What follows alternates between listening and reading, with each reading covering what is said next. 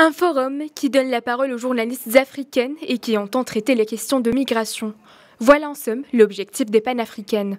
Un rendez-vous où plusieurs organes de presse se sont invités, mais pas seulement.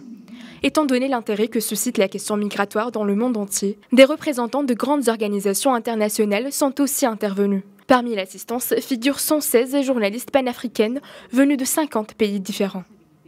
Le Maroc est représenté par son ministre des Affaires étrangères, Nasser Bourita, qui a déclaré dans un discours « Tant que l'Afrique n'écrira pas son propre récit, nous aurons l'image déformée d'une Afrique qui ne contrôlerait pas sa démographie, qui ne saurait pas tirer profit du dividende démographique. » Vous réserve de jolies surprises.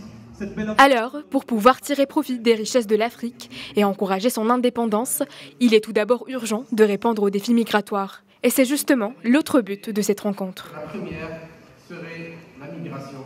Et vous en avez fait 200 journalistes des 54 pays du continent vont se mobiliser, choisir une thématique qu'elles porteront durant 1 an autour de la migration. Parce qu'aujourd'hui, quand on parle de drame de migration, nous n'avons pas les bons chiffres. Est-ce que vous savez que sur 5 migrants qui vont vers l'Europe, destinés, d'après ce que l'on dit, en réalité, 4 migrent sur le continent. La gloire du chasseur.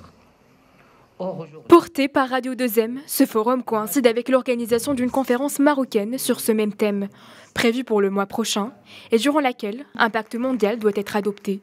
Un pacte pour des migrations sûres, ordonnées et régulières.